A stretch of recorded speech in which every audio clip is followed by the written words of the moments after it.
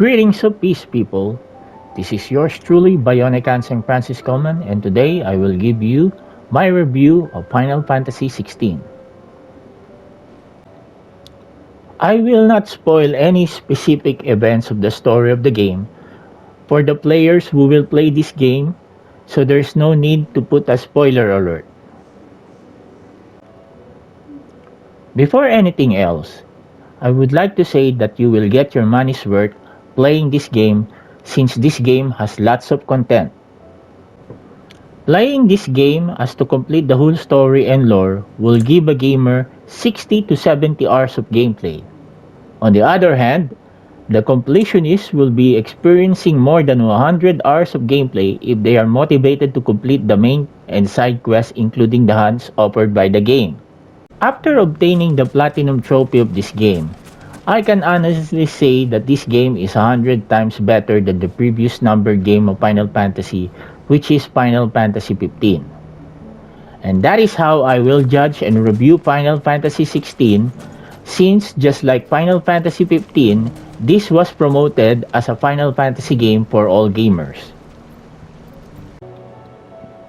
With regard to the story, Final Fantasy 16 delivered one of the best stories of the series. With its linear approach, Final Fantasy 16 was able to comprehensively discuss the political, economic, as well as other issues that affect the situation in Ballistea. I like the way how the lore of Ballistea was presented in the game. Just like in Final Fantasy 13, this game provides a mechanic as to how to review every detail that a gamer may have missed during the dialogues of the characters of the game. That is the library in the headquarters with the character Thomas.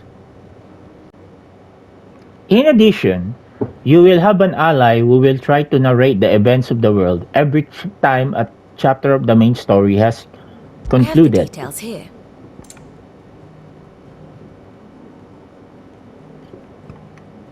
The way Final Fantasy XVI delivered its story is straightforward, that you can easily follow the motivations of the main character and his allies, as well as the several antagonists of the game, as you can see here in the guide. As I have previously claimed in one of my videos of my game analysis, Final Fantasy games should be linear and not an open world game, as the reason why its games are beloved are due to the compelling stories, the characters, and memorable events that are still discussed in the gaming community until this day. Final Fantasy XVI has a compelling story that will hook the gamer for hours, hence, I highly recommend it. I also recommend that the player do every single side quest of the game, not only because this adds to the lore of the situation of Ballistea, but also because of the perks that are given after the completion.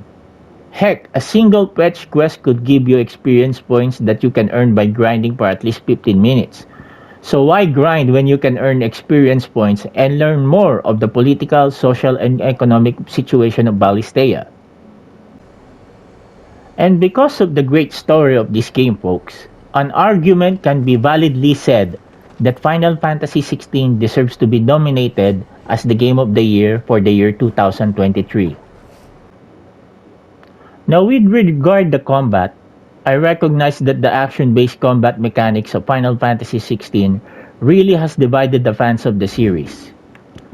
I, for one, believe that the transition from turn-based to action-oriented combat system is necessary for the Final Fantasy XVI series in order to harness the full power of the next-generation consoles. Make no mistake about it, folks. The thing that also makes the Final Fantasy series special is the courage of the developers to create something new every main entry of the series. It should also be noted that the decision to put the game in a medieval setting really helped in emphasizing the importance of magic in this game. Moreover, in my opinion, the combat system of this game is better than that of Final Fantasy 15 and Final Fantasy 7 Remake Integrate. However, Final Fantasy 13 Lightning Returns is still better just because of the options every time Lightning switches her Shumara.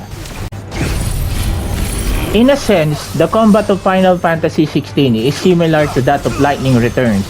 Whenever Clive decides to switch on different icons that he possesses, mimics that of Lightning Returns whenever Lightning switches her schemata.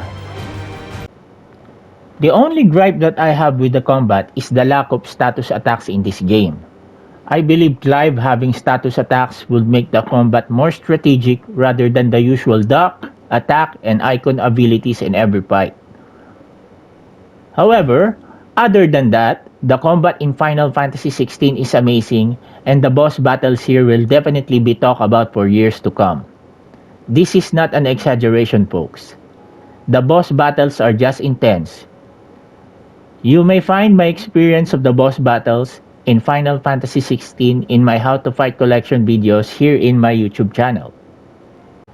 Aside from the story and the combat system, I have to tell you folks that Final Fantasy XVI gives us the beautiful world of Valisthea. There are capital cities in the different kingdoms of the game, and these are also traversed in the most important points of the game. Final Fantasy XVI also gives us the opportunity to traverse several towns that are lively. The citizens of these towns also will give Clive the side quests that will help understand the overall hardship of the people of Valisthea. Just because the heavens have gone to wreck and ruin it, don't mean we have to. There are characters in the game that will prove integral to Clive's cause. Hence, completing their stories in the side quest will help the main character's campaign of ridding Valisthea of the problems plaguing it. Valisthea is also complete in a sense that it has forests, grasslands, as well as desert, all of which can be explored by the player. In effect, Final Fantasy XVI opens up to the exploration of the two continents, Storm and Ash, at a certain point of the game. Overall, folks, I believe Final Fantasy XVI is a legit contender of the Game of the Year for the year 2023.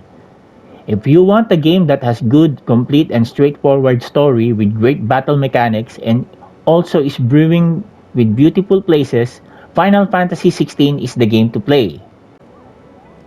I guarantee that you will be having a blast playing this game and you will be enjoying the journey of obtaining the Platinum Trophy if you're a trophy hunter like me.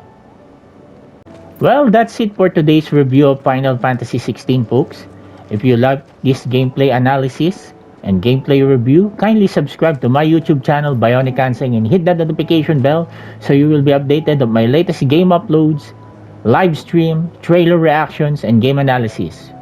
Thank you everyone, God bless you all, and stay safe out there, folks.